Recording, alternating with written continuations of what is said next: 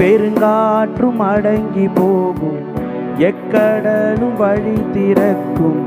உங்க நாமம் உயர்த்தும் போது கண்மலையும் கரைந்து போகும்.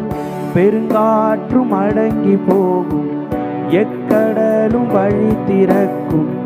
உங்க நாமம் உயர்த்தும் போது கண்மலையும் கரைந்து போகும். இயேசுவே